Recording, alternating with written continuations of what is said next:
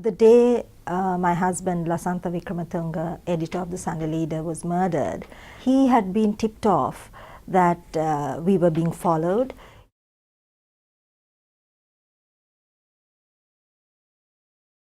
What we know after the fact is that he was ambushed and murdered 5 minutes away from his office.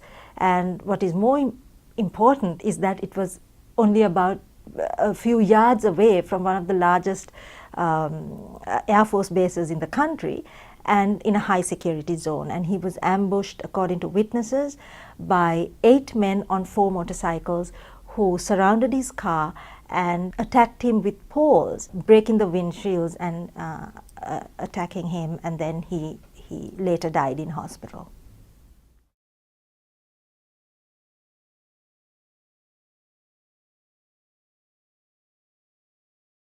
He had been talking to both me and to some of his family, his brother, about the threats he was receiving. And we knew that with the escalation of the war and the renewed military offensive in the north, and the fact that Lasantha and his newspaper was now highlighting civilian casualties and the aerial bombardment of hospitals and schools, that his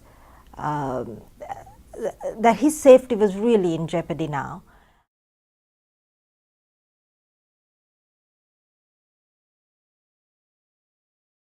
There were bogus investigations, and I feel that the best evidence of complicity of the government was in fact its reaction to the murder and to the investigation and what happened after.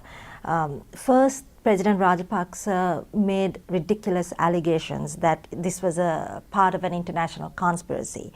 He then ordered, there were 4 investigative teams, police teams, appointed, but then they were not allowed to do their jobs. You also realize that apart from these sanctimonious comments that are always made by governments, repressive regimes, there was nothing that was done. There was absolutely no political will to continue with this investigation. Just as much as there has been no political will to start or to continue with any investigation into the murders of journalists that have taken place in the past 10 years. I hold President Rajapaksa personally responsible for Lasantha's murder. He may not have given the order to assassinate Lasantha, but as the Minister of Defense and the person in overall command of the army and the police, he has seen to it, for 2 years, he has seen to it that there is no effective investigation. And therefore, I hold him and his government responsible for this.